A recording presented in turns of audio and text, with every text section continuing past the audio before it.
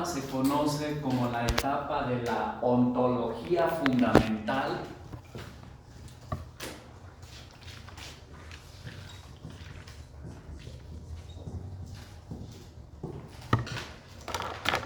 Es la etapa de la ontología fundamental, y esta etapa va más o menos de 1918, cuando Heidegger empieza a hacer sus investigaciones, hasta más o menos 1930. Y de 1930 prácticamente hasta su muerte, la segunda etapa se la conoce como la etapa del pensar ontohistórico. Del pensar ontohistórico. Son dos etapas muy diferentes. ¿En qué está la característica de cada una de estas etapas? Eso es muy importante entenderlo para los efectos de nuestras propias investigaciones. En esta obra, como ya sabemos, Heidegger, la pregunta que se plantea es: ¿cuál es el sentido fundamental de ser? ¿Cuál es el sentido fundamental de ser del ente? Eso ya lo sabemos, ¿verdad? Ok. Y por ahí, por 1929, Heidegger dice que en su propia investigación ha descubierto que su trabajo hasta ese momento sigue siendo en gran medida un trabajo muy moderno. Esa es crítica de Heidegger a su propio trabajo, sobre todo a Ser y Tiempo. Que Ser y Tiempo sigue siendo, que su proyecto de 1918 a 1928, 1930, sigue siendo un trabajo en cierta medida, no totalmente, pero en cierta medida un trabajo muy moderno. ¿Por qué muy moderno?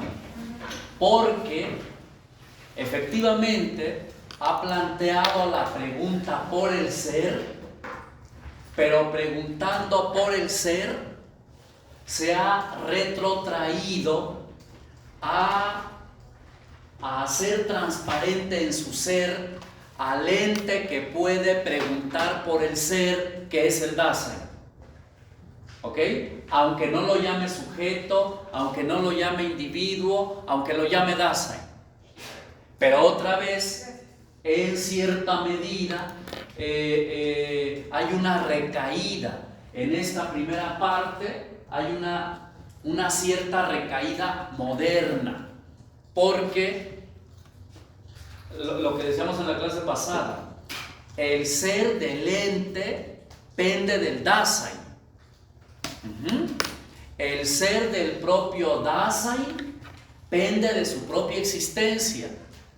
Por lo tanto, ese ente que es cada vez cada cual, que es el Dasein, sigue teniendo una centralidad muy importante en este proyecto de la ontología fundamental. Y entre 1928 y 1932, en ese lapso de tiempo, entre 1928 y 1932, Heidegger se da la tarea de explorar una filosofía, de explorar la posibilidad de una filosofía que no esté centrada ni en el Dasein, ¿ya? Obviamente no en el sujeto, no en el individuo, pero de una filosofía que no esté centrada ni siquiera en el Dasein. Y entonces ahí inicia un proyecto diferente. Y de hecho, ya a partir de 1930, 31, 32, y luego de ahí en adelante, Heidegger va a decir que ese proyecto es un proyecto que fracasó. Ese proyecto de la ontología fundamental es un proyecto que fracasó. Si ustedes se fijan, de hecho, este libro termina con el último parágrafo, no tiene ninguna conclusión ni nada. No hay nada que diga, oigan, y bueno, estas son las conclusiones, llegamos aquí. No dice nada. No era porque era una primera parte. Bueno, lo que pasa es que ese era el proyecto. En el parágrafo 8, si ustedes háganme el favor de ver el parágrafo 8. El plan de trabajo. Exactamente. Página 48. Gracias.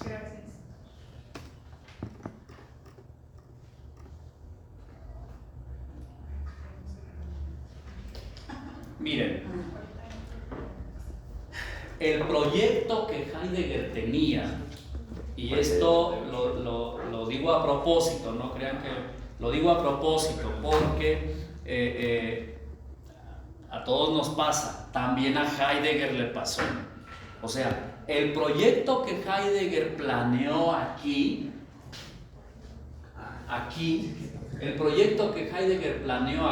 parágrafo 8, tenía dos partes. Véanlo por favor ahí. Tenía dos partes. La primera parte se llama la interpretación del Dasein por la temporeidad y la explicación del tiempo como horizonte trascendental de la pregunta por el ser. Esa es la primera parte. Y esa primera parte tendría tres partes, que son las siguientes, tres secciones. Etapa preparatoria del análisis fundamental del Dasein. 2. Dasein y temporeidad. 3. Tiempo y ser. Y la segunda parte se titularía, voy arribita, Rasgos fundamentales de una destrucción fenomenológica de la historia de la ontología al hilo de la problemática de la temporeidad. Y esta segunda parte tendría tres secciones.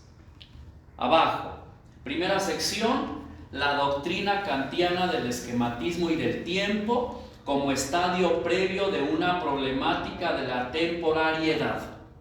Número 2, el fundamento ontológico del cogito sum de Descartes y la recepción de la ontología medieval en la problemática de la res cogitas. Y número 3, el tratado de Aristóteles acerca del tiempo como vía para discernir la base fenoménica y los límites de la ontología antigua. Ese era el proyecto, ese era este proyecto. Dos partes y cada parte con tres secciones.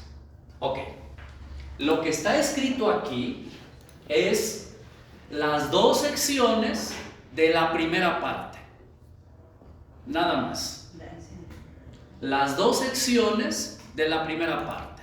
O sea, la parte que se llama la interpretación del Dasein por la temporeidad y la explicación del tiempo como horizonte trascendental de la pregunta por el ser, con sus dos secciones. Número 1, etapa preparatoria del análisis fundamental del Dasein. Número 2, Dasein y temporeidad.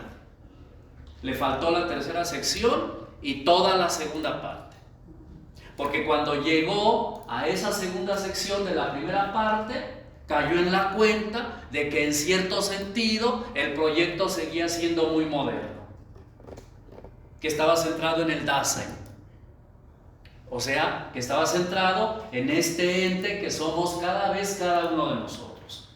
Y que por lo tanto seguía siendo muy moderno. Y para él, el reto era, si los griegos habían hecho filosofía, ciencia, investigación, sin centrarla en el ser humano, si los medievales habían hecho filosofía sin centrarla en el ser humano, si era posible, después de Kant, elaborar una filosofía que no estuviera centrada en esa cosa que somos nosotros. Ese es el reto. Y por eso, en este lapso de 1928, 1930, 31, a partir del 28, empieza a explorar un camino diferente a ese. Heidegger siempre va a decir que la segunda exploración no es que negara esta, no la niega, pero esta en cierto sentido sigue siendo muy moderna, ¿verdad? Y a esa segunda intento, él mismo lo va a llamar la época del pensar ontohistórico, de pensar en el ser, pero en el ser en tanto que acontecimiento histórico. Y eso requiere ahí una explicación muy grande, porque además pues va a durar más tiempo estudiando esta parte que estudiando esta parte. Aquí empezó a finales de los 20 y terminó con su muerte. Acá fue la década de los 20, ¿verdad? Por lo tanto, todo el trabajo de los años 30, 40, 50, 60 y 70 está centrado en este asunto del pensar ontohistórico. Y la tesis de Heidegger siempre es que este proyecto de Ser y Tiempo es un proyecto que fracasó, porque en cierto sentido seguía siendo muy moderno. Ok, digamos, cierro este breviario histórico aquí sobre Heidegger. Lo que Heidegger no va a cambiar es en cada una de las dos grandes etapas de su investigación, de su proyecto, lo que no va a cambiar es, digamos, lo va a afinar, lo va a matizar, lo que no va a cambiar es el método. El método, que es un método fenomenológico hermenéutico. ¿Ok? Y en esta segunda parte, en esta segunda etapa, Heidegger va a acercar mucho la filosofía con la historiografía y la filosofía con la poesía, con la literatura, particularmente con la poesía. ¿Ok?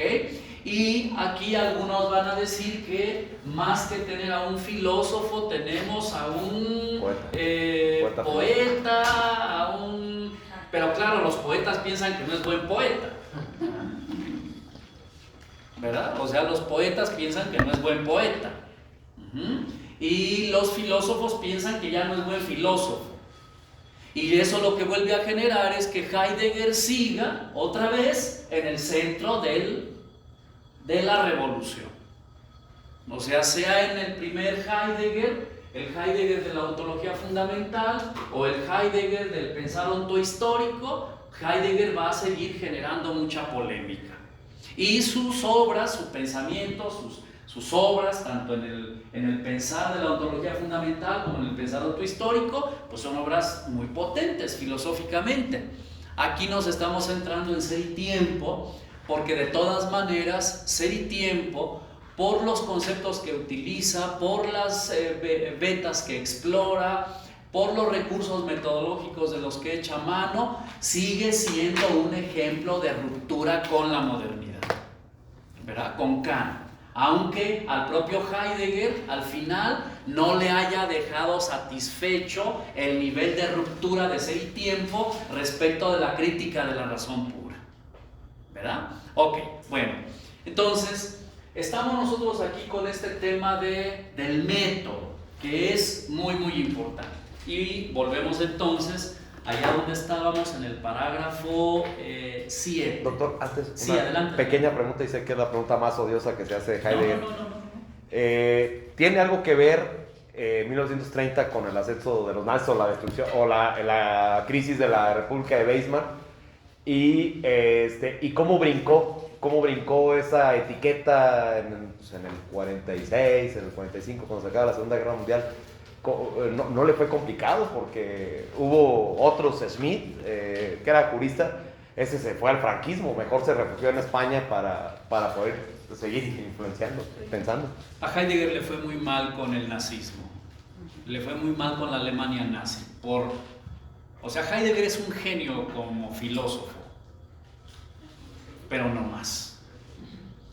O sea, como fue rector de la universidad, ya lo comenté, creo que fue rector en el 31 y lo hizo muy mal. renunció como al año y medio, una cosa así. Le fue muy mal.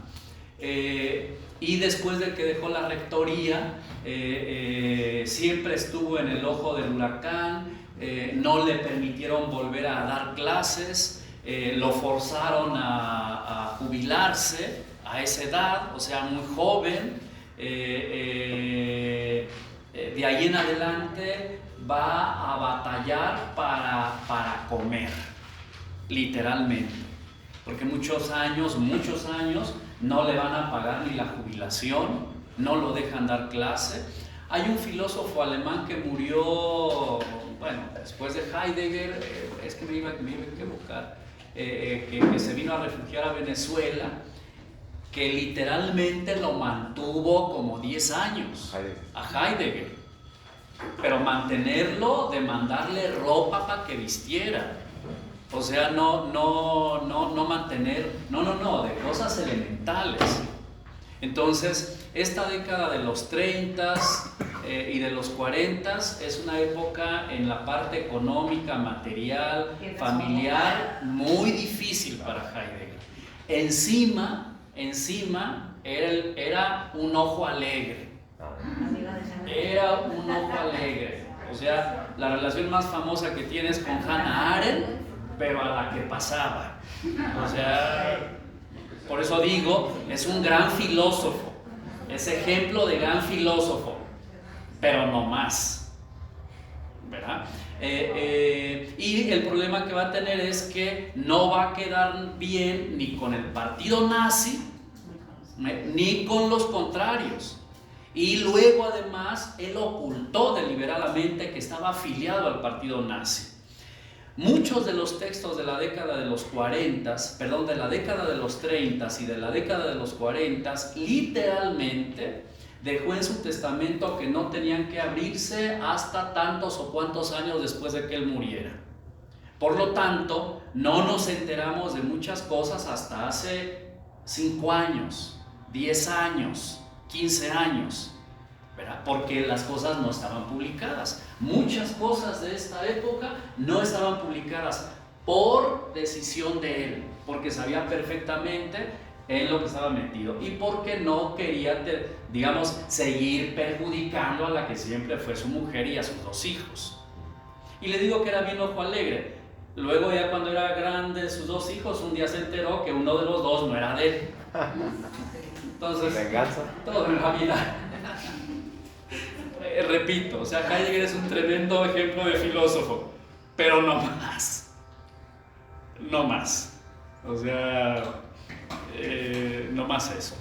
Y traigo a colación el proyecto de Ser y Tiempo, las 2 partes que tenía, con las 3 secciones que tenía, y cómo nada más escribe la primera y solo las 2 secciones, porque yo he hecho casi de una parte de mi trabajo, he hecho un caballito de batalla, un texto que le pedí a Ulises que les mandara, de que los que nos dedicamos a estas cosas tenemos que entender que nuestros proyectos de investigación necesariamente van a topar con pared, necesariamente hay un momento en que van a fracasar, necesariamente hay un momento en que no hay salida por ahí, necesariamente hay un momento en que ahí sí quise llorar, en el que uno no puede ya, en el que no funciona la cosa, hay que buscarle por otro lado.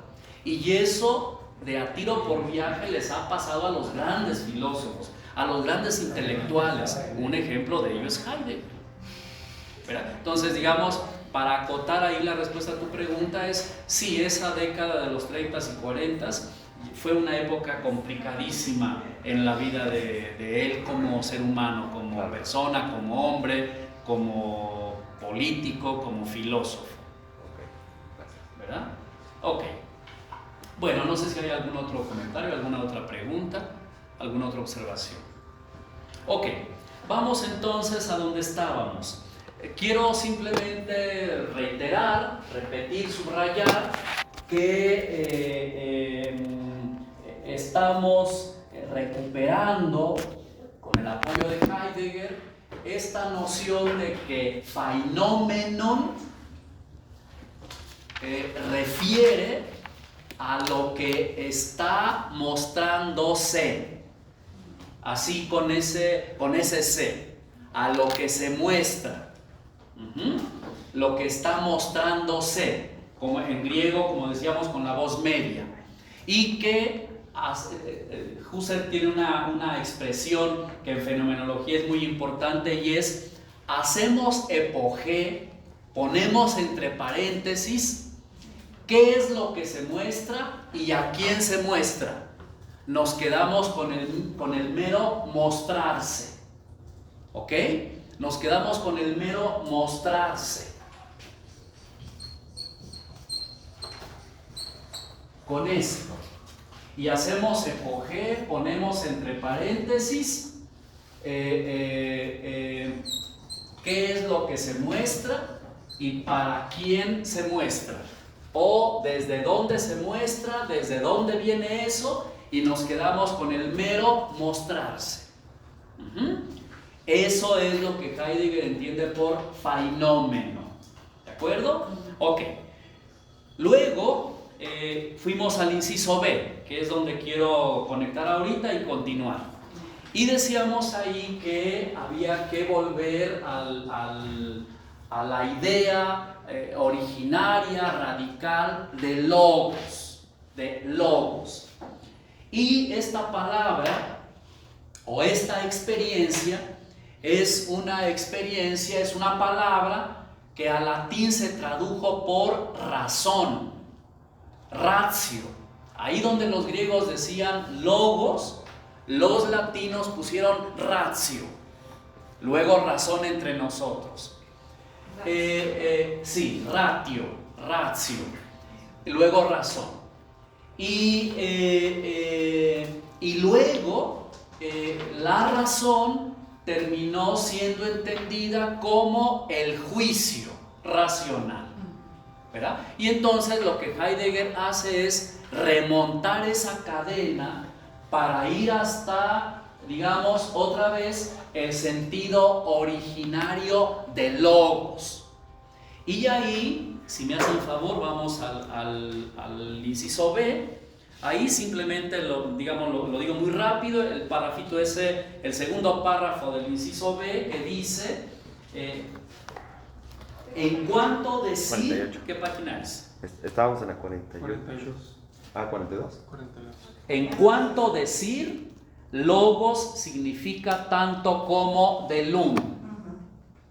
¿Sí? ¿Lo tienen? Sí. Ok. En cuanto a decir, Soya. hay que caer en la cuenta de que, ya lo habíamos dicho, logos no es solo decir. Aquí también, digamos, logos significa muchas cosas. Así como ser significa muchas cosas, inclusive fenómeno significa muchas cosas, logos significa muchas cosas. Tiene varios significados. Ok, pero en tanto que decir, logos es lo mismo que delum, ese otro verbo, digamos. Y delum significa hacer patente aquello de lo que se habla. Por lo tanto, logos, en tanto que hacer patente aquello de lo que se habla, conecta directa e inmediatamente con fenómeno. Porque el logos, el sentido radical originario, el logos, lo que hace es poner a la luz, sacar a la luz, digamos, eso que está mostrándose. A ver, no habría manera de que lo que está mostrándose se pueda mostrar si no es porque también al mismo tiempo, y el adverbio es muy importante, hay logos. ¿Ok? O sea, si no hubiera seres humanos no habría fenómeno. Ese es el punto. Si no hubiera seres humanos no habría fenómeno. Pero a los animales que no tienen logos, o para los animales que en donde no hay logos, tampoco hay fenómeno. Eso es lo que quiero subrayar. Eso es lo que Heidegger subraya. Por eso, el logos, en tanto que de Lun, significa hacer patente lo que está mostrándose. En sentido originario, el logos lo que hace es patentizar eso que de suyo está mostrándose. Ahorita vamos a volver sobre algunos ejemplos. Ok, bueno, si nos vamos al siguiente párrafo, dice, el párrafito este empieza así, dice: en su realización concreta, ¿dieron con él? Sí. Ok. En su realización concreta, el decir, o sea, el hacer ver, tiene el carácter de un hablar, de una comunicación vocal en palabras. El logos es foné, y más precisamente foné metafantasías, es decir, un sonido en relación a imágenes. Eso significa fantasía, fantasma. Comunicación vocal en la que se deja ver algo. Yo les he comentado que detrás de Heidegger, de Ser y Tiempo, está Husserl. Y Husserl tiene una obra que se llama Investigaciones Lógicas, que fue publicada en 1900 y 1901. Y una de esas investigaciones, que es la primera investigación lógica, está dedicada a esto. Y entonces ahí Husserl dice que en las señas y en las muecas que nosotros hacemos, nosotros mismos como seres humanos, digamos, cuando el mimo hace muecas y hace señas, ahí no hay todavía... mejor déjenme poner otro ejemplo, porque a lo mejor ahí sí. A ver, alguien de ustedes me dice algo, me hace algún comentario, y yo me pongo colorado de coraje o de vergüenza o de miedo o de lo que sea. En ese ponerme colorado, en ese ponerme rojo, en ese ponerme avergonzado, no hay logos todavía. ¿Ok? Ahí no hay logos todavía. Hay logos hasta que yo digo, me hicieron sonrojar, o me hicieron enojar, o me hicieron lo que sea. Pero en el mero hecho del gesto, no sé, voy caminando y de pronto no me fijo y doy el paso para bajarme de la banqueta y cruzarme la calle y reacciono porque un coche por poco me atropella, porque yo no me fijé. En ese gesto no hay logos todavía. ¿Ok? Ahí no hay logos todavía. Para que haya logos se necesita que haya como dice aquí, este sonido articulado, esta comunicación vocal en la que se deja ver algo. ¿Ok? Para que haya logos se necesita que sobre eso haya una comunicación vocal en la que se deja ver algo. Pero, ahorita lo vamos a ver más adelantito, pero hay que decirlo de una vez. Pero hay que caer en la cuenta que ese logos ya es un logos interpretativo. No es un logos puro, sino ya es un logo interpretado. Ya es una palabra que sobre eso yo me voy bajando de la banqueta, me pitan, yo reacciono, me espanto y le digo una grosería. Y ya en ese logos hay un logos y él me la regresa, la grosería. Y claro, también ahí hay un logos interpretativo diferente. ¿Ok? Por eso es que en su sentido más radical y originario, el logos lo único que hace patente es lo que ya de suyo está mostrándose.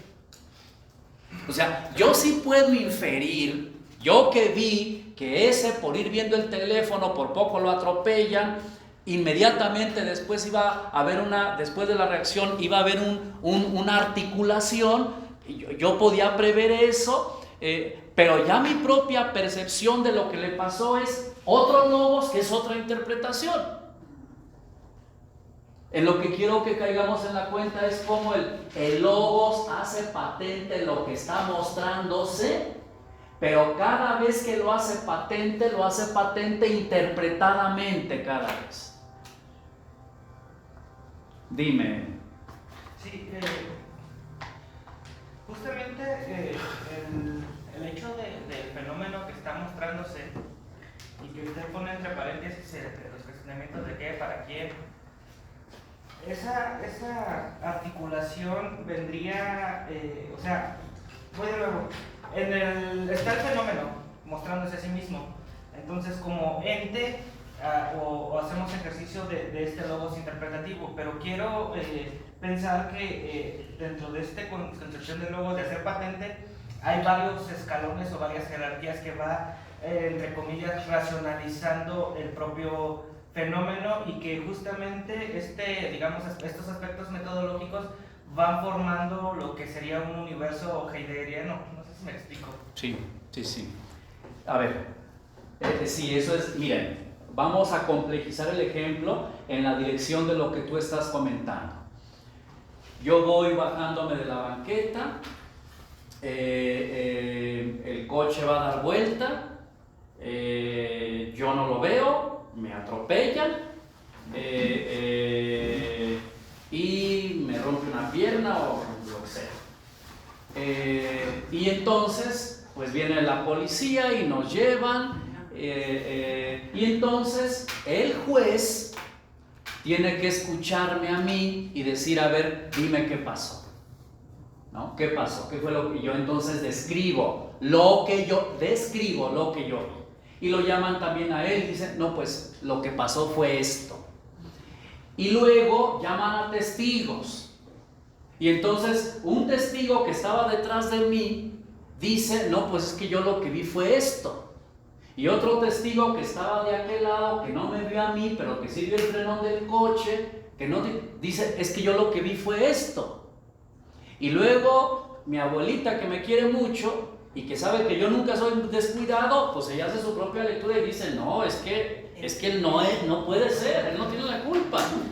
¿Me explico? Y luego el papá del que me atropelló, que es el dueño de la empresa de no sé quién, y entonces la cosa se complejiza. Ok, ¿qué es lo que tiene que hacer el juez? Tratar de dar con el logos originario, no en la simpleza de lo que dice uno o de lo que dice el otro, sino en la complejidad de lo que originariamente está mostrándose. Al juez no le interesa, no tiene no tiene ningún interés afectivo, ni económico, ni emocional con nadie de los involucrados. Simplemente está tratando de ver de los diferentes logos que vienen, qué es lo que originariamente está mostrándose. El problema es que si el juez no es inteligente, si el juez no se pone a hacer su chamba como debe ser, si no es agudo, si no se ha ejercitado en todo termina enredado por el chismarajo de las voces y termina resolviendo en una dirección que no conecta con, digamos, el logos originario. A ver, pongo el ejemplo del juez. Que nos pasa en lo que sea, nos pasa en lo que sea, o sea, alguien, no sé, yo soy papá, mi hijo viene y me dice, es que tal, y ya le fue a decir a su mamá, pero le dijo otra cosa. Entonces yo luego, oye, ¿qué te dijo a ti? No, pues a mí, qué caro, a mí me dijo esto, y a ti no, pues a mí me dijo esto. Y entonces le pregunto a la hermana, ¿y tú sabías de esto? No, pues sí, pero a mí me había dicho esto. Ah, ok. ¿Y tú qué le dijiste? No, pues yo... Y entonces armó una cosa que si uno no se pone inteligente, prudente, maduro, termina soltando el primer manotazo con la primera cosa que te dicen, ¿verdad? En lo que sea. Hoy tuvimos consejo universitario. Híjole, qué cosa más bonita. Qué cosa más bonita. O sea, eso que estás diciendo, ya lo dijeron 4 y mejor que tú, ya cállate la boca, por Dios. Porque con eso lo único que haces es enredar más las cosas. ¿Me explico? Entonces el asunto es que el logos originariamente está mostrando, está haciendo patente eso. Inclusive cuando se hacen todos estos chismarajos. Es más, justamente cuando hay más chismarajo es cuando yo creo que es más fácil detectar lo originario. En fin, a ver, y esto lo digo a propósito porque ahorita que hay tanta información para su investigación, no se pierdan. Hay que ir al originario. Hay que ir a las lecturas que les ayuden a ustedes a llegar a lo originario de su temática. No a leer todos los artículos que hay sobre el tema. Ya lo he dicho muchas veces, pero lo repito otra vez ahorita, porque justamente de eso se trata. Espérame tantitito. Quiero consultar a ver si... Échale. Justo el logos de eso se trata. El logos entonces no solo es como manera de comunicación las palabras, sino va más allá de una palabra. O sea, pueden ser, no sé, una imagen, una representación mental, y entonces, por lo que usted decía ahorita, no hagas tanto alarido de lo que dices o no repitas lo mismo, va más allá de una sola palabra, sino lo que conlleva todo lo que acabo de comentar, que puede ser por imágenes o representaciones, y eso mejora la comunicación, es lo que más o menos... Sí. A ver, lo que acabas de articular ahorita es un logos. Eso que acabas de articular es un logos, que nos deja ver que, pues esa inquietud que tú tienes de darle claridad a ese fenómeno de lo que ahora mismo estás entendiendo. Entonces el logos no es una palabra.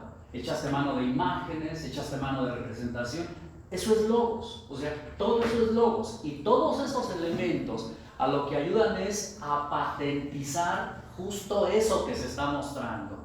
Digamos, en lo que tú en el logos que acabas de articular ahorita, lo que se está patentizando es el esfuerzo que estás haciendo, apropiándote estas ideas para comprender este ente que es el logos.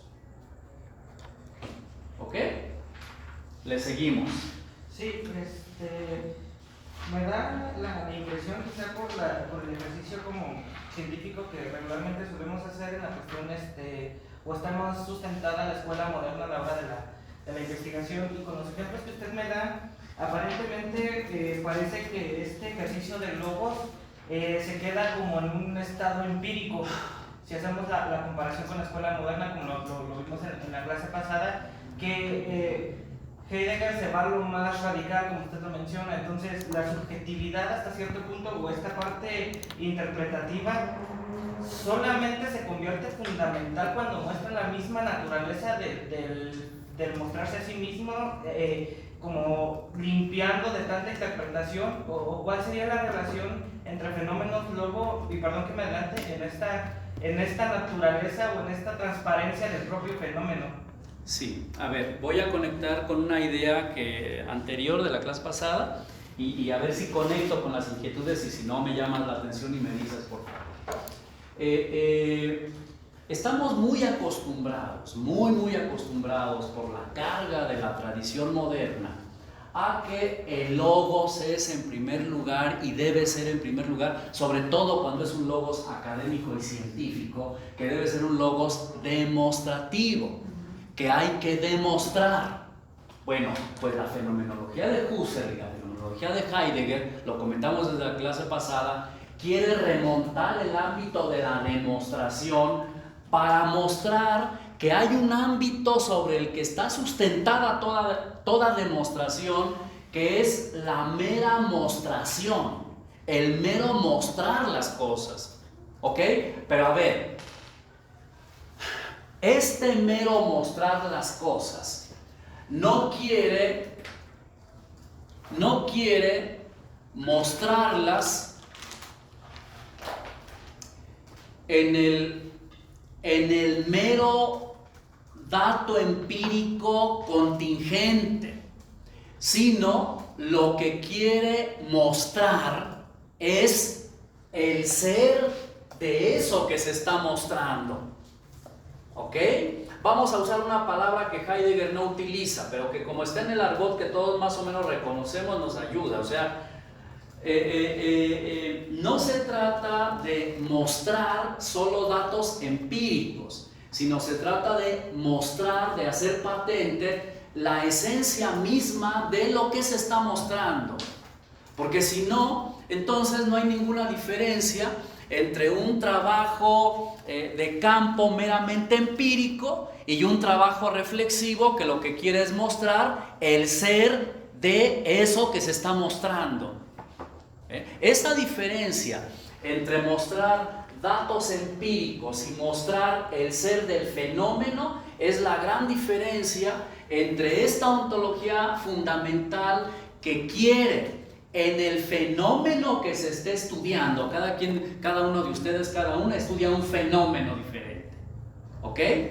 No vamos a saturar su tesis de datos empíricos, de casos particulares, sino vamos a tratar de llegar al ser de ese problema. ¿Ok? Ahora, claro, no hay otro camino que los datos empíricos, pero no para quedarnos con los datos empíricos. Ese es el punto. Y ahí es donde hay que ejercitarnos en un logos que antes de ser demostrativo es meramente mostrativo, es meramente descriptivo, pero no descriptivo empíricamente, sino descriptivo del ser mismo de ese fenómeno que estamos tratando de entender. ¿Sí? Ok. Vi otra mano por ahí levantada, ¿no? Ok, vamos a ver con otras ideas de ahí que nos van a ayudar a entender, digamos, a seguir, a abundar en esta idea. Dice así. Fíjense, ya les decía desde la clase pasada que pusiéramos mucha atención a dónde hay cursivas aquí en Heidegger, dónde hay comillas, dónde hay guiones, a todos esos datos, porque todos esos detalles en Heidegger son muy significativos, y por eso, y lo remarco porque cuando ustedes escriban, sepan que esos son recursos de los que hay que echar mano para decir lo que se quiere decir. Dice así: y tan solo porque la función de logos en cuanto a apófasis, en cuanto a mostrante, consiste en un hacer ver mostrativo de algo, tan solo por eso, porque el logos es un hacer mostrativo de algo, radicalmente, no demostrativo. Tan solo por eso, el logos puede tener la forma estructural de la síntesis. El logos puede tener la forma estructural de la síntesis. Lo que cada uno de ustedes han hecho ahorita con las dos participaciones que hemos tenido es justo ¿qué? Un logos sintético, que trata de poner cosas juntas para tratar de entenderle al asunto que estamos tratando de entender. ¿Ok? Pero solo porque el logos es fundamentalmente mostrativo, solo por eso puede ser sintético, es decir, poner cosas que normalmente no están juntas, juntarlas para poder entender eso que estoy tratando de entender. Sigo ahí. Dice: síntesis, y esto es bien importante, síntesis no significa aquí enlace o conexión de representaciones, no significa un operar con procesos psíquicos. a cuyo propósito será forzoso que surja enseguida el problema, comillas, del modo como estos enlaces, siendo algo interior, concuerdan con lo físico que está fuera. El sin de la síntesis tiene aquí una significación puramente apofántica, mostrativa, y significa hacer ver algo en su estar junto con algo, hacer ver algo en cuanto a algo. Miren, el logos es siempre decir algo en cuanto a algo. ¿Ok? O sea, no hay logos que sea una sola palabra, sino el logos siempre dice algo sobre algo. Por simplificarlo así. Y claro, luego ese algo sobre algo tiene la complejidad pues de un libro como este, o de una novela, o de una fórmula científica, o de lo que sea. Pero el logos nunca es una palabra aislada. Ya lo habíamos dicho. Inclusive, también dijimos, el logos es fundamentalmente diálogo, aunque sea primordialmente diálogo conmigo mismo. Y solamente porque puede ser diálogo conmigo mismo, puede ser diálogo con los demás. Yo siempre digo, híjole, si uno no es capaz de dialogar con uno mismo, o sea, de escucharse a uno mismo, no va a escuchar a los demás. O sea, si yo no soy capaz de callarme yo mismo, de escucharme yo a mí mismo,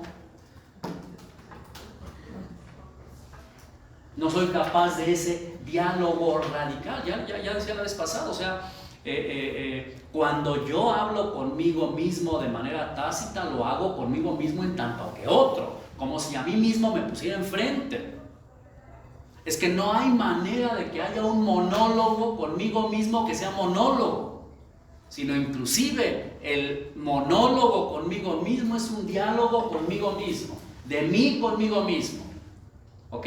Y entonces, el logos siempre, fundamentalmente, dice algo en cuanto a algo, dice algo de algo, dice algo en relación a algo. Por eso, el logos, dice Heidegger, puede ser síntesis, pero no síntesis de conexiones externas, no síntesis de cosas, digamos, que no se relacionan entre sí, sino justamente el esfuerzo del logos consiste en hacer patente eso que está mostrándose como siendo de suyo complejo, pero siendo de suyo eso que es así de suyo. Yo no me lo voy a inventar. O sea, el problema que tú estás investigando, con todo que le tienes que poner creatividad para buscarle, sacarle, no tiene que ser una invención tuya. Me explico, lo único que hay que hacer es que esa intuición que tienes de ese problema que estás estudiando es un verdadero problema y hay que hacerlo patente en el logos, mostrarlo. Y claro, esa mostración en algún momento va a llevar su dosis de demostración, pero no solo ni en primer lugar. ¿De acuerdo? Ok. Sí, adelante. ¿Qué pasa si en ese proceso de demostración, digamos, retomando el ejemplo que usted utiliza del juez y del accidente, en teoría el proceso metodológico está tratando de mostrar el fenómeno si a través del logos, hacer patente de él, y para eso retoma o el juez captura todas las opiniones o sus logos interpretativos, vaya.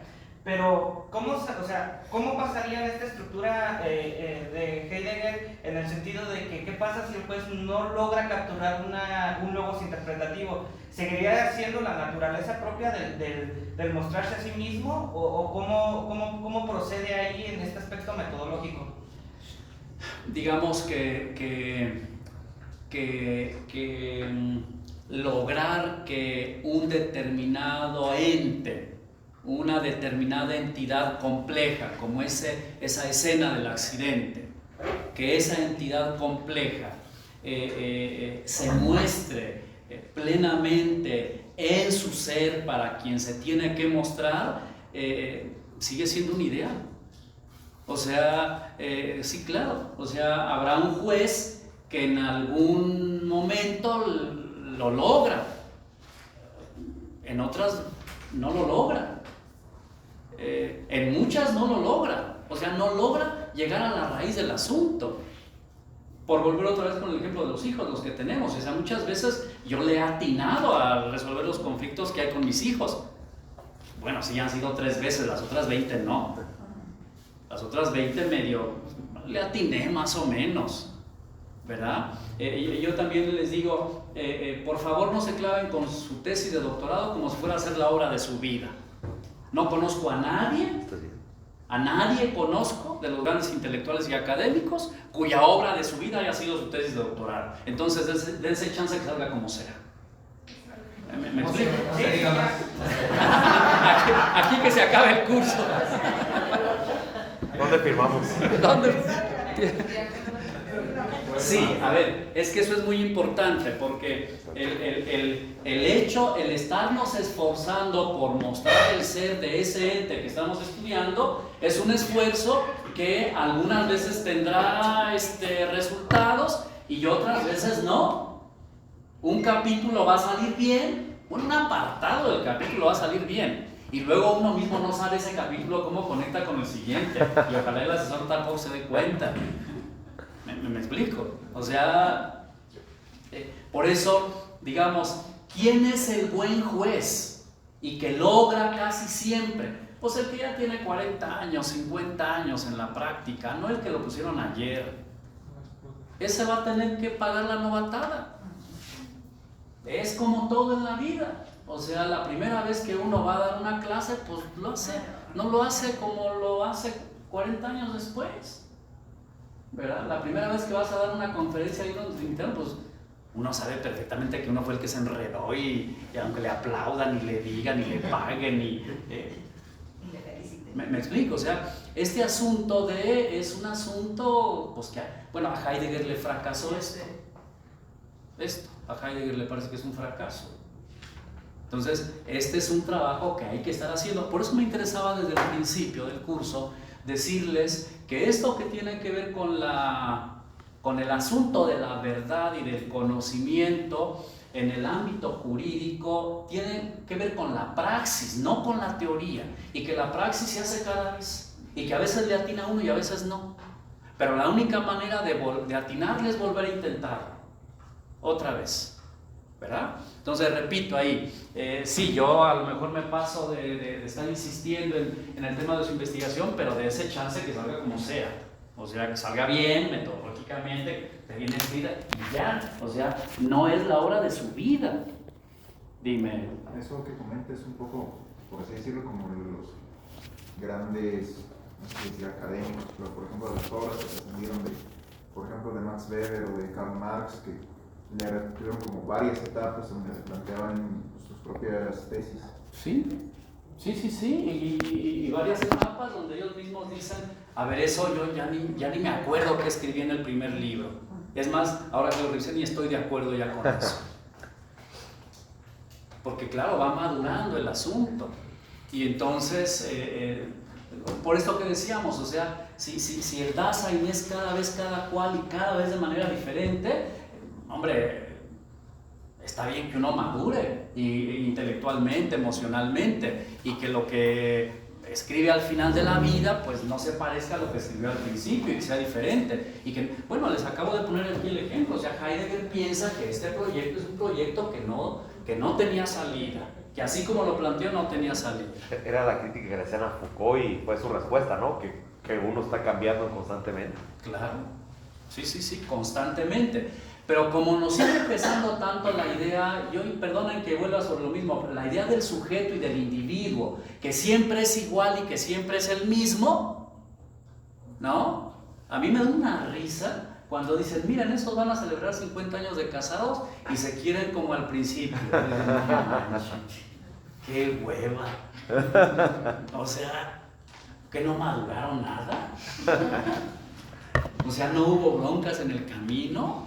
no crecieron, se creen como entonces, no manches. Pero lo dice porque ya se quieren más o... No sé. No sé. Por el logro, ¿no? El logro de llegar a 50 años. Sí, pero eso es que se quieren como al principio. Mira cómo se aman. Obviamente no, eso no puede ser. No puede ser, simplemente no puede ser.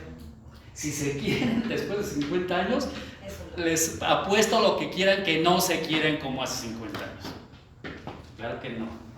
Oiga, doctor, pero la cuestión es que, como ya nos decían los filósofos del siglo XIX, somos unos seres que estamos continuamente en búsqueda. Somos unos seres incompletos y nos falta eso que estamos buscando momento por momento, día con día. Y la historia está llena de pensadores, de grandes teóricos que escribieron cosas muy bonitas, muy profundas, muy serias, y después reniegan, después se arrepienten y dicen, no, me equivoqué. Entonces, a mí me surge la inquietud, bueno, o sea, ¿será que la edad madura es, o sea, qué garantiza que la edad madura es el momento más cercano a la verdad que puede tener un ser humano? ¿Por qué no, por ejemplo, vamos a los 32 años, 33? O Alejandro Magno, o Regolés, tantos genios que ha habido, que a esa edad se acercaron a lo más grande de sus existencias, ¿no? O sea, ¿cómo podemos saber si lo que hacemos en 40 años está más lejano de la verdad que lo que hacemos en los 60 años o lo que hicimos en los 20? Yo siempre he preguntado, me he dado esta respuesta. Simplemente ahora con las vacunas, que las personas vivimos más de 30 años, que la vejez es algo nuevo en nuestra especie, el mundo está avanzando en algunas cosas, ¿no? O sea, a lo mejor aquí en filosofía me van a decir que la modernidad ha hecho estragos, pero de algún modo, si te fijas, creo que el hecho de que lleguemos a la vejez, y ya estamos en esa vejez, la mayoría en este salón, creo que saca lo mejor seguramente que vamos a dar, ¿no? O sea, la vejez ha cambiado, digo, porque la especie, vean los registros hasta 1900, el promedio de vida eran 30, 35 años, ¿no? Entonces, ahorita estamos viviendo el doble de hace 100 años, y bueno, algo, a lo mejor nos más contaminantes, ¿no? pero algo ha dejado esa vejez, ¿no? Es que ahí yo creo que pasa, a ver, digamos, tratando de conectar los dos comentarios y esto que estamos acá diciendo. Yo creo que esta idea de que cuando somos viejos somos más sabios está muy mediada por una idealización de la vejez de otra época. Porque no es verdad que porque nos hacemos más viejos somos más sabios. Conozco a muchos viejos que son necios, enfadosos, que es lo peorcito que uno se puede topar en la vida. Y conozco a muchos jóvenes que son jóvenes muy maduros, en un área de la vida más que en otra, etc. Entonces, yo creo que esta idea de que porque somos viejos somos más maduros es la idealización de la vejez de una época que ya no es esta. No, nunca se dio eso realmente. ¿Cómo? Tampoco en la época pasada se dio eso. Había viejos locos en la época. Claro. Hace 2000 años. Claro. Que ahora. O luego, por ejemplo, miren, fíjense lo interesante, o sea, Alejandro Magno muere muy joven y claro, luego los que lo idealizan son sus seguidores, no él a sí mismo. Jesucristo es lo mismo, se murió muy joven y los que lo idealizan son los otros, no él. Sócrates no muere joven, muere viejo, pero otra vez, quienes lo idealizan no es él, son los demás. Entonces, ahí el asunto es que, a ver, ese logos sobre esas juventudes o esas vejeces en una o en otra época es un logos siempre interpretativo. Y justamente es donde hay que hacer el ejercicio de construir ese logos, digamos, en lo que tenga de poco auténtico, para tratar de mirar en él y a través de él, digamos, el logos originario. Aquí sí hay una idea que viene más adelantito, que ya quiero llegar a ella, porque, digamos, todo eso que sirve de, todo ese, Heidegger tiene aquí un parágrafo donde habla de la habladuría, del chisme, pues. Si no hubiera tanto chisme, Si no hubiera tanta habladuría científica, política, periodística, mediática, de comadres, si no hubiera de compadres, si no hubiera tanto chisme, entonces no sabríamos lo que es un logos originario. Si todo fuera logos originario, no sabríamos lo que es un logos originario. Si no hubiera tanta paja en la escritura sobre las cosas que ustedes van a investigar, pues no tendrían que investigar, ahí estaban las cosas. Pero como hay tanta paja y tanto chisme alrededor, pues uno tiene que investigar para sacar en limpio lo más originario y ver como con frescura por primera vez eso que ya sabíamos que estaba ahí de alguna manera. Es la edición. Ok, a ver, voy al texto porque luego se me... Miren, dice... Y una vez más, porque el logos es un hacer ver originariamente, radicalmente, en su raíz. Porque el logos es un hacer ver, por eso puede ser verdadero o falso. ¿Ok? El logos verdadero y el logos falso no están al mismo nivel del logos originario. Porque hay un logos originario que patentiza el mostrarse del ente, por eso ese mostrarse en el logos puede ser verdadero o puede ser falso, pero originariamente está mostrándose en el logos. Ok, a ver, hay una idea más adelante que quiero. Dice, asimismo, es de fundamental importancia liberarse de un concepto constructivo de la verdad que se la ha entendido siempre como concordancia. Esto ya lo vimos al principio. Esta idea no es en absoluta primaria en el concepto de aletheia, lo que ya habíamos dicho, ¿verdad?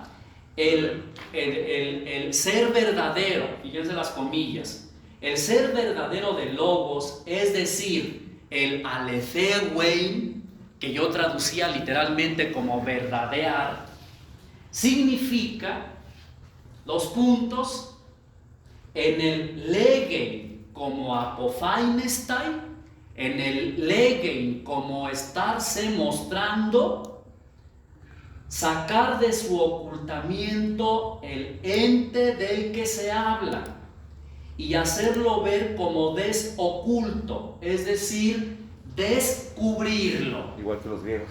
Igual que los griegos. Igual que los griegos. O sea, el logos lo que hace es, en el patentizar, descubrir, mostrar como por primera vez eso que de todas maneras ya teníamos enfrente. A todos nos ha pasado esa experiencia de que estamos tan familiarizados ya con algo que la rutina no nos hace caer en cuenta o de lo bonito que es, o de lo desagradable, o de lo rico, de lo importante, o de lo que sea. Y un día, por X o Y razón, dice uno, ah, caray, pero mira, esto es de otro modo, yo siempre lo había visto así, ¿no? Y entonces, claro, ahí lo que se muestra es una cosa distinta, digamos, que siempre había estado ahí, por decirlo de alguna manera, pero no había el logos adecuado que le diera vehículo a que eso se mostrara así, porque estaba uno siempre preocupado o por demostrar, o también, como dice la psicología de Gestalt, acostumbrados a, digamos, uno termina viendo lo que ya sabe. Doctor, Ese es el problema más difícil, que uno aprenda a ver, digamos, cosas como si no las supiera. tocó la palabra rutina y bueno, la primera vez que me acerqué a Heidegger, entendí eso, ¿no? O sea, Heidegger como que criticaba al ser, el Dasein, que parecíamos animalitos, ¿no? ¿Esto que estoy diciendo tiene sentido o me está... Sí, o sea, Heidegger, digamos, lo que dice es que, lo dice más adelante, pero lo decimos de una vez, estamos tan acostumbrados a la rutina, a la vida de todos los días, estamos tan acostumbrados, lo vamos a ver en el parágrafo 14, no sé en cuál, a interpretar el ser de las cosas desde el sentido que les ha dado el mundo, en lugar de interpretar el ser de las cosas desde su ser más originario. Y entonces terminamos diciendo lo que todo el mundo dice. Terminamos, esto es chistosísimo porque hay gente que se las da de que es muy crítica y lo único que hace es repetir lo que todo el mundo dice. Nomás pues está enojado con la vida, ¿no? Lo que siempre les he dicho. Termina repitiendo lo que todo el mundo dice. Lo que todo el mundo dice, ¿no? ¿Por qué? Porque el peso de la interpretación de lo que está mostrándose desde lo que se dice en el mundo es tanto que es más cómodo eso que hacer el esfuerzo de tratar de mirarlo desde, digamos, no desde lo que dice el mundo, sino desde lo que el propio ente está mostrándose. Miren, les voy a poner un ejemplo, a ver si no complico las cosas. Esta idea dejó claro mucho. ¿Sí? Quedó, a ver si con esto no le enredo más. O sea, un ejemplo de cómo terminamos interpretando las cosas a partir de lo que se dice en el mundo, en lugar de a partir de su ser mismo. Tuvimos consejo universitario el viernes pasado. Y antes de eso, hubo este asunto de que a la prepa, no sé cuál prepa, entró el ejército. No, hombre, al consejo universitario llegaron como 10, pero con unas espadas bien desenvainadas. ¿Cómo era posible? El ejército, en la universidad, la autonomía. Y claro, eso lo metieron en los asuntos varios, entonces estamos hasta la madre todos de después de 4 horas de estar ahí 5 horas y salen con los, o sea, está bien, o sea, el tema había que sacarlo, ¿no? Y hay un momento en que palabras más, palabras menos, dice la rectora. Nadie de los que estamos aquí en el consejo universitario, si me equivoco me corrigen, dice, somos expertos en seguridad pública. ¿O sí? No, pues no. Ok. Ese es un operativo que decidió hacer la autoridad. Y claro, como es un operativo, nosotros sabíamos. Si no, no es operativo. Y entonces, bueno, se desató ahí la pelotera. Y luego todavía... Ya, bueno, yo esto lo digo brevísimamente, o sea, solo para decir, ella dice, a ver, nosotros estamos viendo el mundo desde donde nosotros lo vemos y desde donde estamos acostumbrados a decirlo, porque ¿cómo es posible que el ejército, muchos de estos muchachos ni se acuerdan del 67, o sea, les suena a nada? Claro, los más viejos que estábamos ahí eran los que estaban más indignados, ¿no? Como nadie somos expertos en seguridad, entonces, pues... lo más fácil es tratar ese asunto pues desde lo que nos han dicho y indignarnos desde lo que nos han dicho, sin conocer de fondo realmente el problema, el asunto. Bueno, un rato ahí. Y el último punto era de un profesor que había llevado eso también y era sobre lo mismo. Y claro, lo tienen que sacar en la agenda. Y entonces le preguntan, oiga, profesor, usted también, este punto es el mismo, que ya 3 veces se ha, ya con lo dicho está bien, o ¿qué creen que dijo? No. Bueno, sí, pero es que yo lo que quiero es, no manches, o sea, otra vez a repetir lo mismo y otra vez a los lugares comunes, otra vez a los tópicos, otra vez a decir lo mismo, otra vez a repetir de nueva cuenta lo mismo, otra vez a hacer la interpretación de las cosas desde lo que se dice, desde el chismarajo, no desde el ser mismo de lo que se está mostrando. Pero claro, llegar al ser mismo de lo que se está mostrando requiere un logos más complejo y más genuino y más radical que el del chismarajo. ¿Verdad? Y otra vez, yo no digo que el asunto no se llevara ahí, simplemente lo pongo como ejemplo de cómo con lo que se dice, que es el chisme, ¿no? ¿Qué es el chisme? A mí me encanta el fútbol y dejé de seguirlo desde que los comentaristas no saben, y se dice, y se dijo, ¿eso qué? Le apago, me pongo a ver el partido yo para no escuchar tonterías, ¿no? Me sigue gustando el fútbol, ¿qué hago? Entonces ese es el punto, o sea, que para llegar al logos que muestre el ser del ente, uno tiene que poner entre paréntesis todo lo que se dice, incluidos los artículos que ustedes tienen que leer para sus investigaciones, léanlos con mucho cuidado, incluidos esos, porque eso termina pagándole un poco de tributo a lo que se dice. ¿Ok? Adelante. Bueno, pero también con lo que está comentando que es el logos, y tomando en cuenta su ejemplo, tampoco iban a llegar a logos, con todo respeto, con el argumento de decir no sabemos de seguridad pública. No.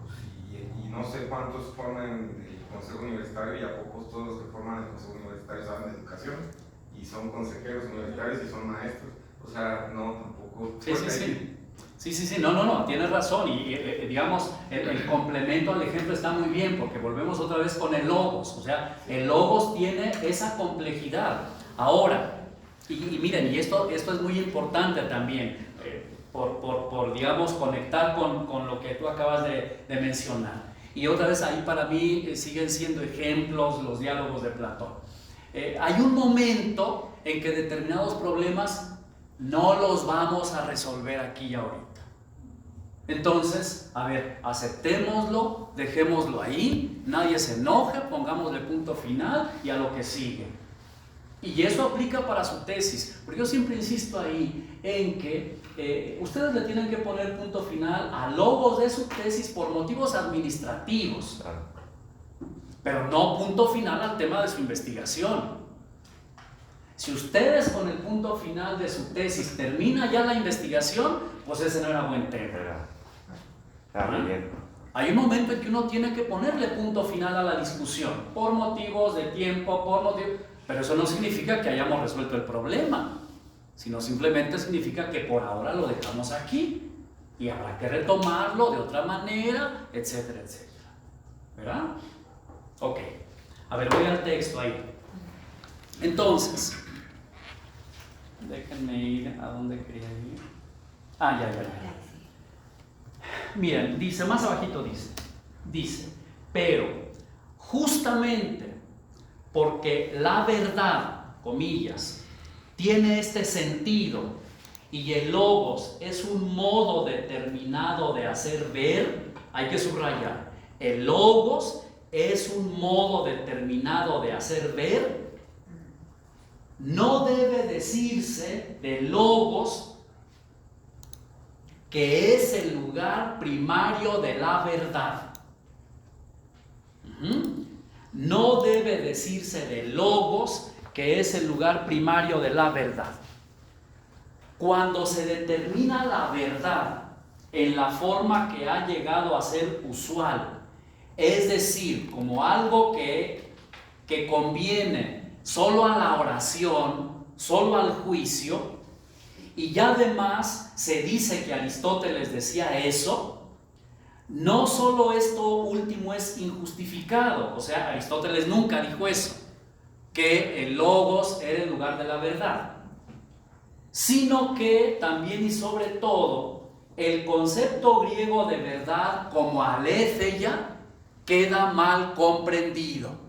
Y esto es fundamental, importantísimo, por eso yo aquí he puesto siempre que el problema con nuestras investigaciones es el problema de la verdad, pero no como corrección, no como juicio, sino como el hacer que verdadee el verdadero ser de un problema, hacer que esté verdadeando el ser de un problema, el verdadero ser de un problema. Sigo ahí. Bueno, dice aquí, verdadera en sentido griego, Verdadera en sentido griego, y más originariamente que el logos, es la aistesis. Digamos en la traducción, la simple percepción sensible de algo. La aistesis apunta siempre a sus idia. Idia, que es el plural, idios, que es el singular, en griego significa lo más propio o lo propio. De ahí viene también, por ejemplo, la palabra idiota. El idiota es no el que está tonto, sino el que cree y se conduce como si lo suyo, sean ideas, sea su carrito, es lo único que hay. ¿Verdad? Ya luego la consecuencia es que el que cree eso está tonto. Pero está tonto porque es idiota. No es idiota porque está tonto. Entonces, idio significa eso, lo más propio. Ok. La aistesis apunta siempre a sus idia, o sea, a sus cosas más propias. Es decir, al ente propiamente accesible solo por ella y para ella. Por ejemplo, cuando el ojo ve colores, no se equivoca, porque está hecho para ver colores. Cuando el oído oye sonidos, no se equivoca, porque está hecho para eso. ¿Ok? Entonces, digamos, más verdadero que logos sería la aistesis. Pero aquí tenemos un problema, y es que es así porque de alguna manera la aistesis ya está preñada de logos. Es que volvemos a lo mismo, si no nos ponemos otra vez kantianos, que hay una dimensión en nuestra propia sensibilidad en donde no hay logos. No, Aristóteles no piensa eso, ¿verdad? O sea, el ojo está hecho para ver colores, y cuando ve colores, esos colores ya están, esa visión de esos colores ya están habitados de logos. ¿Ok? Bueno, sigo ahí. Dice, esto significa que el ver descubre siempre colores y el oír descubre siempre sonidos. El ver no puede descubrir, ¿cómo se dice? Texturas, ¿verdad? El oído no puede ver porque tiene su idio, tiene lo más propio. Ok, sigo ahí, dice, verdadero en el sentido todavía más puro y originario, inclusive más que la aistesis, es lo que Aristóteles llama el puro noein, así como dice ahí, noein, la mera percepción contemplativa de las más simples determinaciones del ser en cuanto tal, o dicho de otra manera, la más verdadero que logos, inclusive que la aistesis, es la intuición, que es como se traduce muchas veces noein. ¿Ok? Noein, la intuición. Cuando uno dice es que yo sabía que eso iba a pasar. Pues sí, pues. No más que por andar con puras demostraciones y con puras sensibilidades y con puros sentimientos, a esa intuición, pues uno no le hace caso. ¿Verdad? Y yo aquí, cuando a mí un estudiante se me pierde y yo le dirijo la tesis y que de repente se me pierde como debe ser, ¿verdad? O sea, después de mucho andar, ya leyó tanto. Hay veces que uno tiene, ya no leas, ya por favor, ya no leas, por Dios, ya. Porque con tanta lectura lo único que haces es que te desorientas más. Ya no leas, nomás a esto. Cuando se me pierden le digo, a ver, bájale 3 rayitas de tu angustia y dime cuál fue la intuición que te trajo originariamente a hacer esta investigación. A ver, acuérdate, ¿cuál es? No, pues, ok, hay que volver a esa intuición, porque esa intuición es la correcta. Ya entre tanta bibliografía ya se te olvidó la intuición. O sea, vas a terminar haciendo una tesis de algo que tú no querías, no quieres. Vamos a volver otra vez que conecte con tu intuición. No significa que toda la intuición va a quedar en la tesis, pero sí significa que la tesis debe llevar algo de la intuición, pues si no, ¿para qué? ¿Verdad? Y este juego y rejuego entre intuición, aistesis, logos, ser del ente, phenomenon, mostrarse, mera mostración, descripción, pues es un entramado complejo en el que hay que estarse constantemente ejercitando. Perdonen que vuelva otra vez con el ejemplo. Ese es uno de los motivos de yo dejar de ser ¿cómo se llama? El protocolo. Nada más describe la clase. No me des tu opinión, no me digas si estás de acuerdo con el autor, nada más describe la clase. A ver, di la clase, nada más eso. Y claro, como otra vez estamos a muchos eso les parece poco. ¿Cómo nomás decir la clase? No, yo quisiera, no más la pura clase. Ya en tu tesis tendrás tiempo para que digas más cosas. Ok, vamos a cerrar este apartado. Bueno, pero sí nos da chance de opinar después. Sí, a ver, de una vez. No, cuando leemos el protocolo, nos pide la opinión, entonces sí nos da esa oportunidad. Bueno, pero ya en la lectura o después de la lectura. Después de la lectura. Sí, aquí sí. Sí, aquí sí, pero digamos en el protocolo les digo, dime qué te pareció la clase.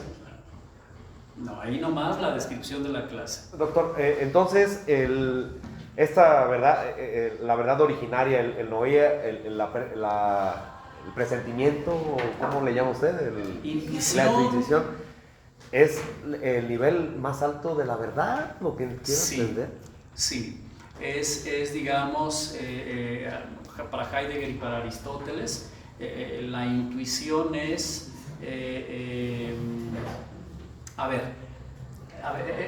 es que ya lo dijimos en algún momento, pero miren, merece la pena repetirlo ahorita.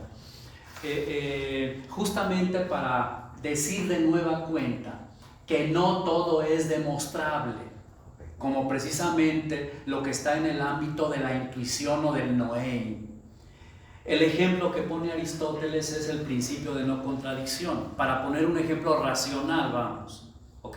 El principio de no contradicción, ya no lo sabemos, simplemente lo voy a repetir. El principio de no contradicción dice: es imposible afirmar y negar un mismo predicado a un mismo sujeto al mismo tiempo y bajo el mismo aspecto. Y lo repito, es imposible, o sea, no se puede afirmar y negar un mismo predicado a un mismo sujeto al mismo tiempo y bajo el mismo aspecto. Yo no puedo decir que este es un teléfono y que aquí y ahora, en este momento, es una mariposa monarca. O es uno o es otro. Porque no puede ser al mismo tiempo y bajo el mismo aspecto teléfono y mariposa. ¿Ok? Repito el principio.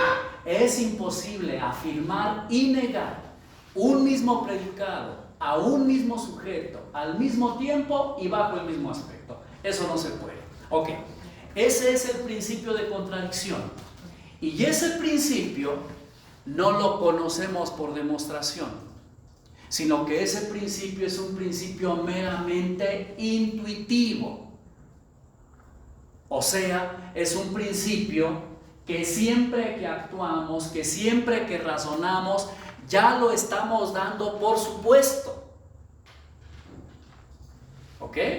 En todo lo que hagamos, en todo lo que afirmemos, en todo lo que neguemos, ya estamos dando por supuesto este principio, porque este principio pertenece al orden noético, al orden de lo mostrativo, no de lo demostrativo. Es más, si yo intento demostrar el principio de contradicción, caigo en un círculo vicioso, porque para demostrar el principio de contradicción estoy echando mano del principio de contradicción.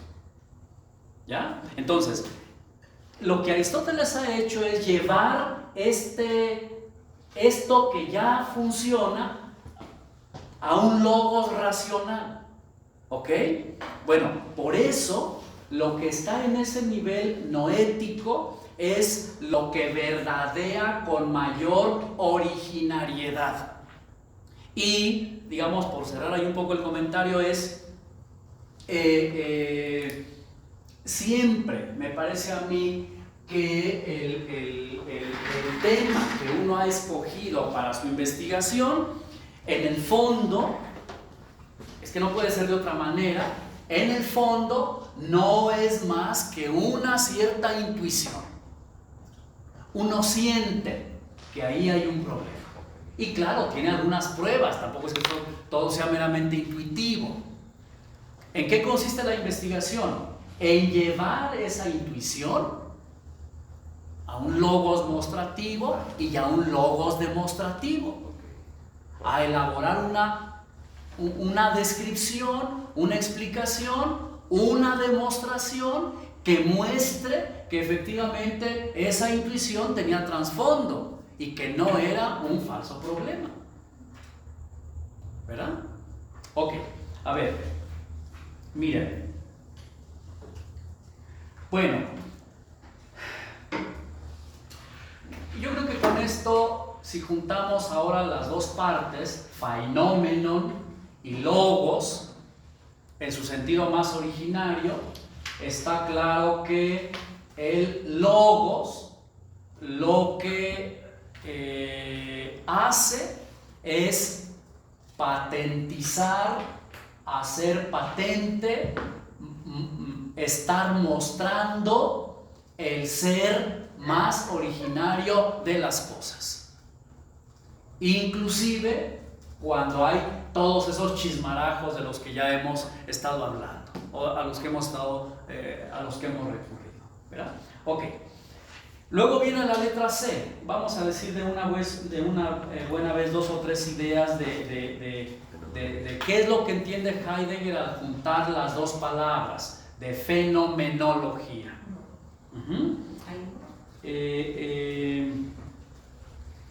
A ver.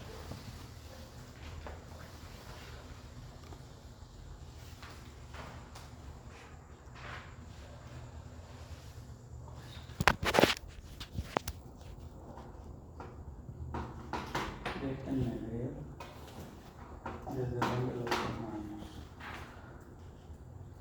Ok, bueno, vamos ahí casi, pues sí, al primer párrafo.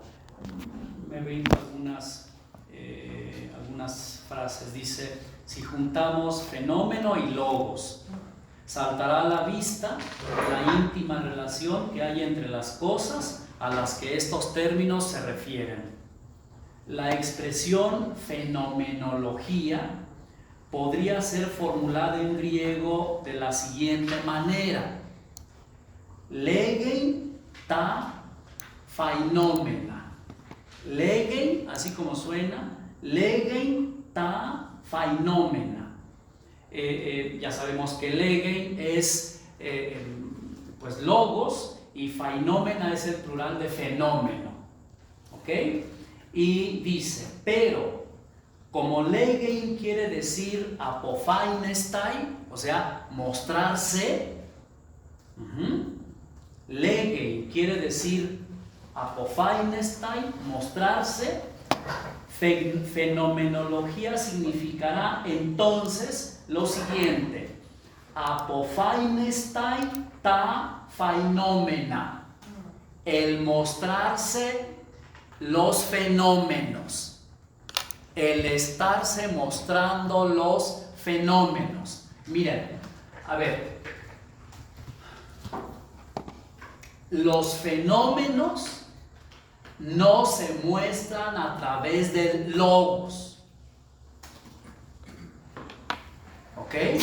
Repito, los fenómenos no se muestran a través del logos. El logos no es un medio para que se muestren los fenómenos, sino que el logos es la mostración misma de los fenómenos. En todo logos está mostrándose siempre ya unos fenómenos. No es que haya logos por un lado y fenómenos por otro lado. Por eso el logos no es el medio para que se muestren los fenómenos. No, sino el logos es la mostración misma de los fenómenos. Aquí hay un ejemplo buenísimo. Heidegger no lo pone porque no quiere a Freud, pero yo sí lo puedo poner. Y es,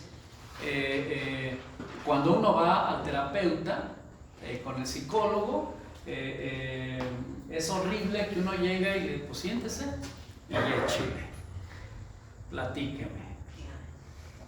Y la primera vez, pues uno, ¿cómo platíqueme? Pues usted dígame. O sea, pues le voy a pagar y encima el que va a hablar soy yo, ¿verdad? Entonces, el psicólogo dice, ven, le escucho. Y uno nomás se retuerce ahí, se hace para un lado y para el otro. Y el otro nomás,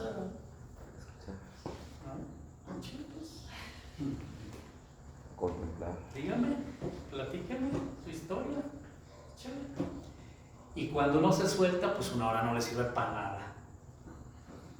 Ya cuando uno va agarrando, la primera hora se hace eterna, pero ya luego que uno le agarra el sabor y dice, oye, si vale la pena pagar para que lo escuchen a uno, ¿no? Y lo que hace el otro es, claro, como es experto en eso, le pica ahí donde ya sabe que va a sacar más el asunto.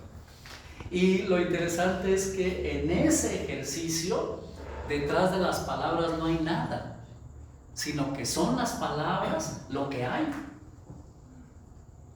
Ese es el punto importante de esta fenomenología. Que detrás de las palabras que se dicen, no hay nada detrás, sino lo que hay es eso que se está diciendo. Y eso que se está diciendo no es solo lo que se está diciendo, sino lo que está mostrándose. ¿Y qué es lo que está mostrándosele al que está haciendo de paciente en la terapia? Curiosamente, su propia vida, no la del psicólogo. Y lo que hay en esas palabras, ahí lo que quiero insistir es, porque eso es bien importante en la fenomenología de Heidegger. Detrás del logos que está mostrándose no hay nada, sino que el logos mismo es la mostración del ser del ente. ¿Ok? El ejercicio terapéutico consiste en eso. O sea, en que uno diga y diga y diga y diga, y detrás de eso no hay nada más que lo que uno acaba de decir. Y ese es el asunto. Dime. Siguiendo ese, entonces ahí como por así decirlo, el valor intrínseco, entonces es eso mismo que está... Exactamente. Es que la otra postura es estar suponiendo que hay algo detrás de lo que está mostrándose en el logos, que sí es la última referencia y a la que se puede llegar en algún momento en donde uno ya toca, digamos, terreno firme. No. El terreno firme es el ser del ente que está mostrándose en el logos. ¿Ok? O sea, eso que está apareciendo, eso es el ser mismo de eso que estás investigando. Atrás no hay nada. Es que la época moderna, y Kant ahí abonó muchísimo para decir, es que detrás del fenómeno está el númeno. Y eso siempre se lo malentendió a Kant, y yo no entiendo por qué se lo malentendió, si justamente el númeno viene de Noein. O sea, y Noein son siempre unos principios que se presuponen. Pero muchos lectores de Kant quieren que el númeno de Kant sea tan asible como el fenómeno de Newton. No, este fenómeno no se da más que en el logos en el que se está haciendo patente. Y no hay más que eso, lo que está haciéndose patente en el logos. Y digo deliberadamente logos para no decir lenguaje, porque logos no es solo lenguaje, pero es también y sobre todo lenguaje. ¿Verdad? Ok, a ver, vamos allá al texto entonces y retomamos. Fenomenología significaría entonces apofainestai ta fainomena, hacer patentes los fenómenos. Hacer ver desde sí mismo aquello que se muestra y hacerlo ver tal como se muestra desde sí mismo en el logos.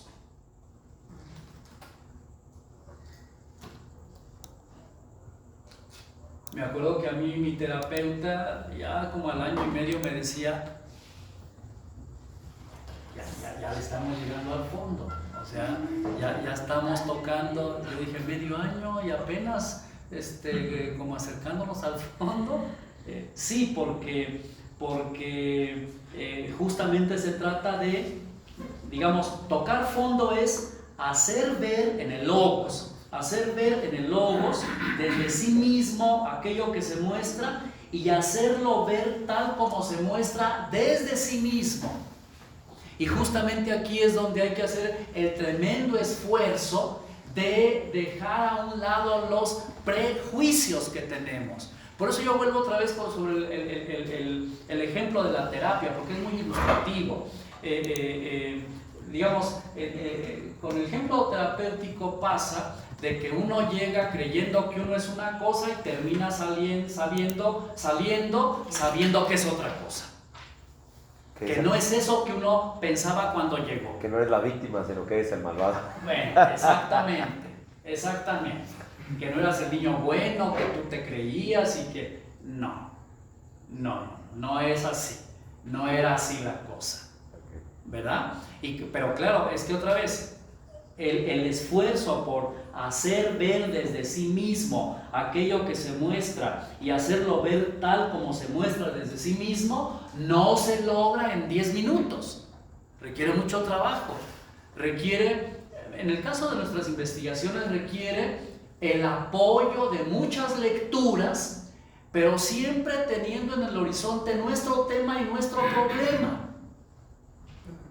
La clave de lectura para los textos que yo voy a leer, los lentes que yo me pongo cuando yo voy a leer los textos que voy a leer, son el problema que yo estoy investigando. ¿Verdad? Porque esos son la guía que me va a hacer a mí ayudarme de esos textos para yo tratar de echar luz, un poco de luz sobre el problema que yo estoy investigando. Y volvemos otra vez a lo mismo, a hacer ver desde sí mismo aquello que se muestra y hacerlo ver tal como se muestra desde sí mismo, no desde mis prejuicios, no desde mis presupuestos, no desde mis preconcepciones. Ese es el reto, ¿verdad? Sigo ahí. Dice, voy más adelante, dice, según esto, el siguiente párrafo, el término fenomenología tiene un sentido diferente de otras expresiones. Me voy a brincar eso. Denle vuelta. Bueno, hay un párrafo que dice, ahora bien, un poquito más adelante, ahora bien, ¿qué es lo que debe tomarse en consideración para desformalizar el concepto formal de fenómeno y convertirlo en un concepto fenomenológico? ¿Y cómo se distingue este del vulgar? O dicho de otra manera, ¿qué es lo que debe entenderse por fenomenología aquí, en Heidegger? ¿Qué es eso que la fenomenología debe hacer ver? ¿A qué se debe llamar fenómeno en un sentido eminente? ¿A qué se debe llamar fenómeno en un sentido eminente? ¿Qué es lo que por esencia necesariamente debe ser tema de una mostración explícita, no demostración, sino de una mostración explícita. Y dice, evidentemente, aquello que de un modo inmediato y regular precisamente no se muestra. Aquello que queda oculto en lo que inmediata y regularmente se muestra, pero que al mismo tiempo es algo que pertenece esencialmente a lo que inmediata y regularmente se muestra, hasta el punto de constituir su sentido y fundamento. Voy a repetir esos renglones otra vez, porque digamos, esta es la culminación de todo lo que hemos venido diciendo, que es la fenomenología para Heidegger. Dice así, ¿qué es lo que por esencia necesariamente debe ser tema de una mostración explícita, o sea, de la fenomenología? Ahí va. Evidentemente, aquello que de un modo inmediato y regular precisamente no se muestra, que está oculto en la fuerza de la costumbre, en la cotidianidad, en el se dice, etc. Aquello que queda oculto en lo que inmediata y regularmente se muestra. Miren, insisto mucho en esto, perdónenme que vuelva otra vez sobre el asunto, pero hoy que hay tantos artículos publicados académicos buenos, de buen nivel, justamente tanto artículo lo que muchas veces nos genera es que en lugar de aclararnos el problema nos lo enreda. Por eso lo que nosotros tenemos que hacer es dar con los textos que necesitamos para desocultar eso que está oculto en medio de tantas cosas buenas. No digo que no es que todo esté mal. Ok, sigo ahí. Pero que al mismo tiempo es algo que pertenece esencialmente a lo que inmediata y regularmente se muestra, hasta el punto de constituir su sentido y fundamento. ¿Ok? El sentido más originario y más genuino de las cosas queda siempre oculto detrás de el sentido ordinario al que nos hemos terminado acostumbrando por el peso de la tradición. Y entonces la investigación no es otra cosa que una lucha fuerte por ablandar la tradición, por volver al sentido originario de esas cosas en las que siempre nos movemos, que están ocultas en la rutina y que necesitamos refrescar, traer de nueva cuenta al primer plano, otra vez. Bueno, déjenme ver otro párrafo. En derecho podríamos llamarle las razones subyacentes de la norma, el por qué, Sí. por qué una norma de repente no tiene ya sentido, una norma prohibitiva, y ya cuando se hace un análisis más profundo, lo que uno trata de hacer es descubrir de dónde viene, por qué se implantó y si es vigente esa norma, si existe una razón. Sí, a ver, ahí hay dos cositas que hay que decir. Miren, porque justamente contra una de esas tesis está Heidegger. A ver, el historicismo del siglo XIX tenía la tesis de que para comprender un texto había que conocer y reconocer la psicología del autor. Es decir, que para conocer el sentido genuino de una ley, por ejemplo, había que reconstruir el entorno histórico, social, político que le dio origen a esa ley, y que solamente de esa manera podríamos reconocer el sentido genuino de esa ley. Savigny. ¿Verdad? Ok. Esa es una tesis historicista del siglo XIX. Ajá. Eso se aplicaba mucho en el ámbito de la hermenéutica jurídica y en el ámbito de la hermenéutica bíblica. Nada más que en el ámbito de la hermenéutica bíblica se topaba con la pared de que de la mayoría de los autores de los textos bíblicos no se sabe quiénes son. Por lo tanto, ese principio hermenéutico del historicismo ahí tronaba. Una y otra, porque se demostró muchísimas veces que a la hora de reconstruir el Sitz-in-Leben que le había dado origen a X ley, en realidad lo que se estaba proyectando era el esquema de poder de quien hacía la reconstrucción del momento histórico. ¿Verdad? O sea, a ver, vamos a ver cuál fue el entorno en el que surgió la Constitución de 1917. Ok, nada más que, estoy inventando, nada más que quien le metió 20 millones al proyecto es el partido X.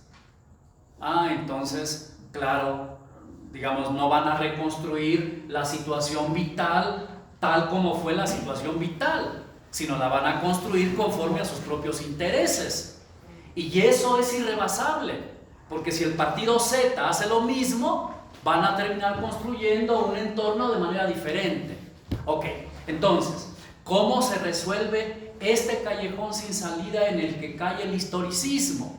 Es decir, ¿cómo se puede hacer una hermenéutica que no tenga que pasar por la psicología, por la reconstrucción de la psicología de los autores? Y entonces, la tesis fuerte de Heidegger es que necesitamos hacer la reconstrucción del sentido del ser, del ente, por hablar con su vocabulario, o necesitamos hacer la reconstrucción del sentido de tal o cual ley, o necesitamos hacer la reconstrucción del sentido de tal o cual acontecimiento histórico, la Revolución Mexicana, por ejemplo, tal como hace sentido el día de hoy, aquí y ahora. No tal como hizo sentido en su momento. Y si por alguna razón ya no hace sentido hoy como hacía sentido hace 30 años, eso significa entonces pues que hay que encontrar la manera no de forzar la ley para que haga sentido, sino de adaptarla, adecuarla, adaptarla a la circunstancia. Y por eso lo que es importante es dar con el sentido de esa ley tal como esa ley puede y debe ser entendida hoy, no tal como era entendida en 1917. Y eso desatora a la hermenéutica de la conexión que tenía con la psicología del autor, ¿verdad? Porque la psicología del autor termina siendo inaccesible y está muy mediada, digamos, psicológicamente. Ok, a lo que volvemos aquí es entonces que la fenomenología, y con eso cerramos, la fenomenología, la fenomenología hermenéutica lo que intenta remontar son los prejuicios, los presupuestos,